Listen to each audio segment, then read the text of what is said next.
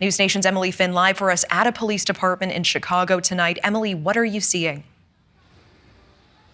Natasha, good evening to you. Well, we are seeing a significant overcrowding problem here at this police station. All of the shelters for migrants in Chicago at this time have no beds left. So that's why they're spilling over and staying here, sleeping on the floor at the police station, sleeping on the floor at the airport.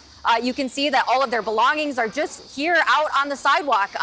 They're currently sitting outside awaiting to be able to go back inside to the lobby where they're going to sleep tonight. And as you mentioned, Mayor Brandon Johnson does say that he has a solution for this. He wants to build these large tents, these winterized base camps to be able to house about 1,000 migrants at a time. But that idea is getting some pushback as the brutal Chicago winter is just months away. My plan is to move with expediency families out of police stations into housing and shelter that's more suitable. Chicago Mayor Brandon Johnson says he plans to build large tents he describes as, quote, winterized base camps in the coming months to move at least 1,600 asylum seekers away from police stations and crowded airports as the migrant crisis causes challenges in another major American city. Over the past year, more than 13,000 migrants have been sent to Chicago from states like Texas. The city is operating at least 18 temporary shelters, many at hotels downtown, currently housing almost 7,000 occupants. Another 2,000 are at Chicago's O'Hare Airport and police stations scattered throughout the city. Here we don't receive anything once we arrive at the police station. We were greeted by a group of volunteers who give us some inflatable mattresses. The volunteers give us food, send us breakfast, lunch, and dinner. However, we can only sleep inside from 9 at night, and at 7 in the morning, they don't go outside. And we are outside all day with the children exposed to the sun and the rain. Chicago Mayor Brandon Johnson has not mentioned how the city plans to pay for the winterized base camps and assure the migrants will receive proper care.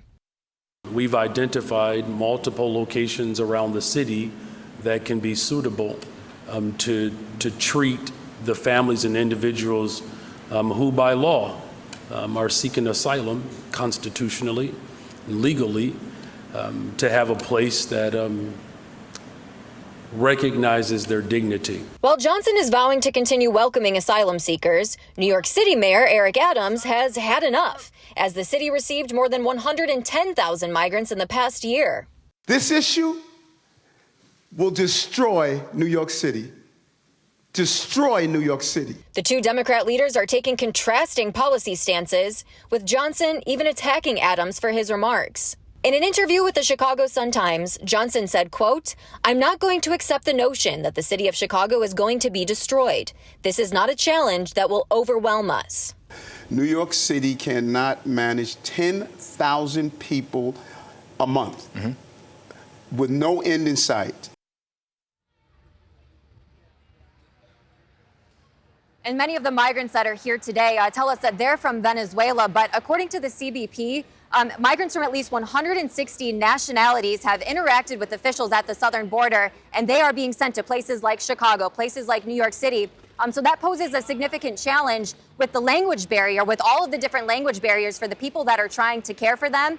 We were able to use a translation app on my phone to be able to speak to some of the migrants here today that tell us that the overcrowding is simply making this a really miserable living situation for them, and an example that the city of Chicago is truly unprepared to handle with this influx of migrants. Natasha. Okay, Emily Finn with that live report in Chicago tonight. Thank you so much.